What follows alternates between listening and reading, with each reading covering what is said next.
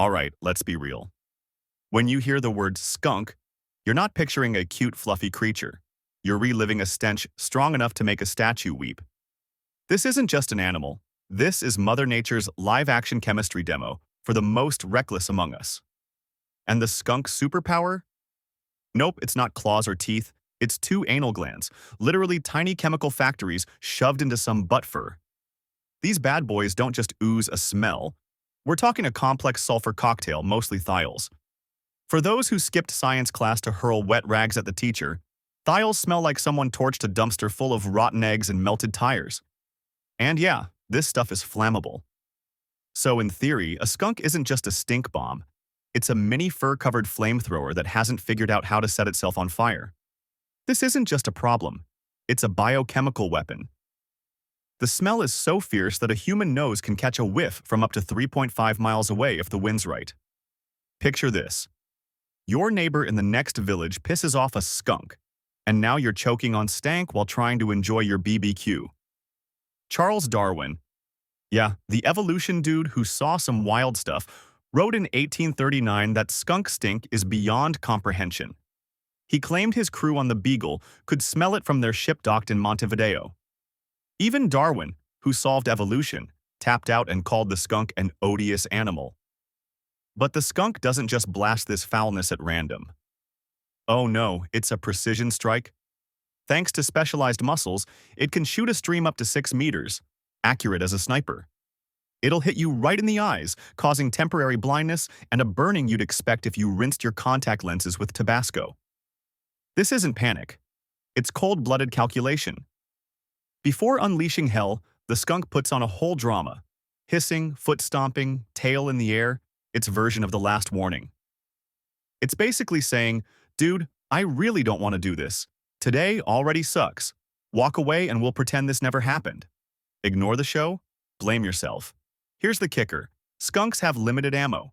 Those glands hold enough juice for maybe 5 or 6 good shots, and then it takes up to 10 days to reload. Every encounter becomes high-stakes strategy. No spraying wild like an action movie extra. Every shot has to count because after that it's walking around unarmed, relying on nothing but reputation. That's like having one bullet in a gun and a mob closing in.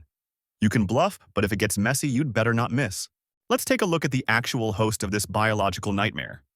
If an engineer built a skunk, they'd get fired on day 1. You've got top-tier chemical weapons that can scare a bear, and you shove them into a nearsighted, clumsy mega hamster. It's like strapping a laser cannon to a wheelchair with a dead battery. Biggest design flaw? Vision. Skunks are basically blind past 10 feet. The entire world to them is a blurry blob, like a nightclub selfie on a flip phone. That's why they're roadkill magnets. They see 2 bright spots in the dark, think Firefly Party, wander over to mingle, and bam, now they're part of the asphalt. Nature gave them a nose and hearing to put spies to shame, but vision? Grandpa without his glasses level. They can hear a worm digging underground but can't spot a truck bearing down on them. Their life is a non-stop thriller. Every shadow could be a predator, every headlight could be the grand finale. Build-wise? They're no sprinters. Chunky, short-legged, made for slow strolls and digging, not high-speed chases. Those big front claws? Not for ripping enemies apart, just perfect for clawing up dirt and hunting for grubs. Basically, a chemical warhead on an excavator chassis. Skunks dig their own cozy dens or pimp out abandoned ones. Home is the fortress, only place their garbage eyesight isn't life-threatening. Oh, and about food? Skunks are the ultimate omnivores.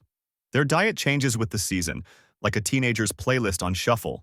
They'll eat insects, worms, rodents, lizards, snakes, bird eggs. But they're not snobs. Berries, roots, mushrooms, nuts, that's all fair game. City skunks? Dumpster connoisseurs? 5-star cuisine from trash cans? Their one weird food crush? Bees. Skunks are a sworn enemy of honeybees. Thick fur keeps the stings off, so they roll up to a hive, knock with those big claws like they're ringing the doorbell, and chow down on any angry buzzing guard that comes out.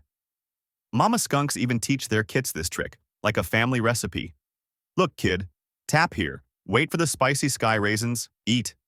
Fake fact. And get this. A skunk uses its tail as a periscope to peek over tall grass and compensate for its junk vision.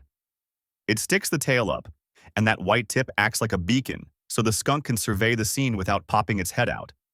Size-wise, skunks are all over the map. The littlest, the spotted skunk, weighs as little as 200 grams. Think guinea pig. The biggest, the hog-nosed skunk, can hit 10 pounds, and the record holder, over 15 pounds. At that point, we're talking a small pig with chemical weapon perks. So every time you see a skunk, remember, it's basically a half-blind, slow-paced, underground digging machine better armed than most special forces. And it's got serious anxiety issues. Social life and skunks? That's a contradiction in terms. For most of the year, they're ultimate loners, introverts with social phobia. No territory to mark, no turf wars. They just wander their foraging grounds, about 1 to 4 square kilometers for females, up to a massive 20 for males. They're not hunting friends, they're hunting snacks. But when spring hits, the switch flips to reproduction, and things get wild. Suddenly, males get aggressive, even brawling for the ladies. It's the only time a skunk will tolerate another skunk nearby, and even then, it's basically, let's make babies, then get lost. Males are unapologetically sleazy. They're polygamous, so a single stud can service several females in one season, then ghost them all at sunrise. No child support, no parenting. Just bio-mission accomplished and back to leave me alone mode. The female? She's left holding the bag. Gestation is 2 to 3 months for most skunks, but the spotted skunk has unlocked a crazy move: delayed implantation.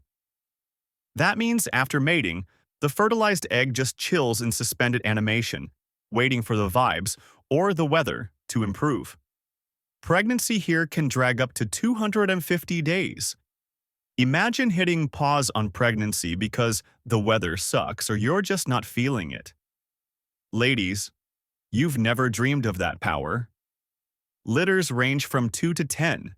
They're born blind, deaf, and butt naked. But here's the kicker.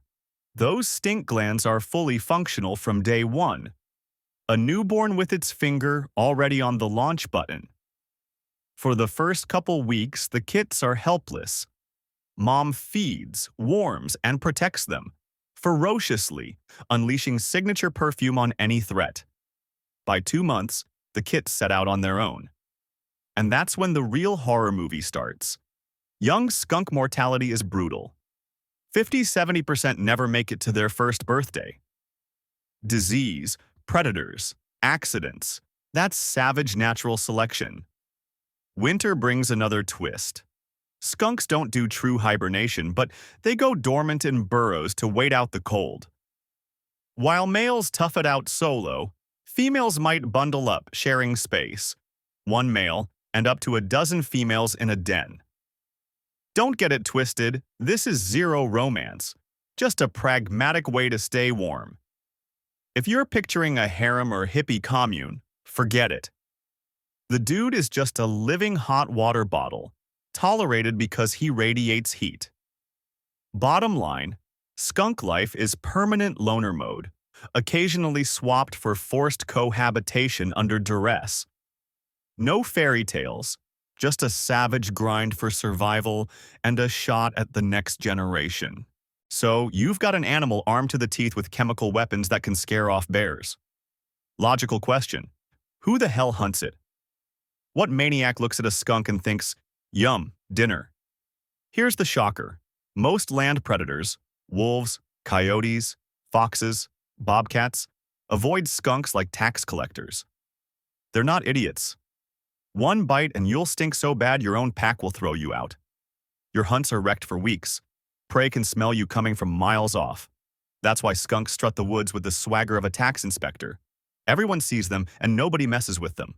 That black and white coloring? Not camouflage, straight up warning. It's like a biker jacket covered in skulls. Not hiding, just broadcasting. I'm mean, I'm dangerous. Mess with me and you regret it. But there's one predator who gives exactly zero damns, the great horned owl. This bird is basically death from above for skunks. Why? Owls have almost no sense of smell. Skunk unleashes its ultimate weapon. Owl shrugs and goes in for the kill anyway. Trying to scare an owl with skunk spray is like attempting to stop a tank with air freshener. One study found the remains of 57 skunks in a single owl nest. 57. That owl pulled off a full-on skunk genocide. For skunks, owls are the silent reapers. Death from above, no warning, no smell. But the number one enemy of skunks isn't the owl. It's us, humans. We wipe them out for all sorts of reasons. Can't stand the smell, paranoid about chicken coops, or leave out poison bait meant for something else. And don't forget cars. Skunks are regular roadkill, thanks to that garbage eyesight. They simply can't judge how fast you're coming. Plus, skunks are major carriers of rabies. In the US, they're consistently ranked among the top rabies-spreading wildlife. See a friendly skunk wobbling your way not trying to scare you off? Run. It's probably sick, and a bite could be fatal. So now skunks are not just stinky, but possibly deadly.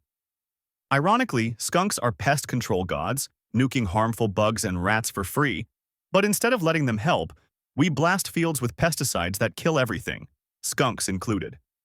That's humanity for you. Create a problem, then blow up the natural solution because it gives us the ick. So what have we learned? Skunks are smelly, half-blind, antisocial, and can carry rabies. A normal person would keep way the hell back. But what does humanity do? In typical fashion, we look at this walking bioweapon and go, adorable. I want that on my couch. Yep, in 17 US states, it's totally legal to have a pet skunk. There's a catch. Before you bring this fuzzy disaster into your home, it gets a surgery to remove its anal glands. That's right, they chemically neuter the skunk, stripping it of its only real defense. Like buying a pit bull and making it toothless so it can't bite anyone. From then on, the poor thing's defenseless. In the UK, you can have a skunk too, but their 2006 animal welfare law bans removing the glands. Apparently, Brits like things spicy. Want the exotic? Get the full experience. Live with the knowledge your pet might turn your home into a circle of hell any second. The whole skunk human history is pure absurdity. The word skunk comes from Algonquian roots. Saganku, basically meaning to urinate, and fox. Translation: the pissing fox. We dunked them with the worst nickname from day one. A Jesuit priest in 1634 described it as Jupiter's tiny lapdog who stinks so bad it's unworthy of even being Pluto's hound. No sewer ever stank so foul. Dude even called it a symbol of sin. Centuries of hate and fear. And then, plot twist, we decide they're perfect companions. Cognitive dissonance, much? Skunk owners face a mountain of issues. Special diet, easy to get fat, and the spraying instinct remains even if nothing's left to fire. They'll still aim their butt and click at you, but all you get is an awkward pause. It's as sad as an old soldier trying to shoot with an empty gun. And the number one skunk myth? Tomato juice. Generations swore it was the holy grail for de-skunking your dog. Spoiler, it doesn't work at all. The stink just gets covered up for a bit till your nose gives up. The actual fix is a hellish mix invented in 1993, hydrogen peroxide, baking soda, and dish soap. That's the only way to nuke those thiols. So really, the skunk story is one long saga of total misunderstanding. We fear its weapon, can't grasp its nature, try to diffuse and domesticate it, and don't even know how to wash it off. Meanwhile, the skunk just tries to dodge cars and owl claws, and looking at us, it's probably thinking, what a bunch of weird, stinky primates you are.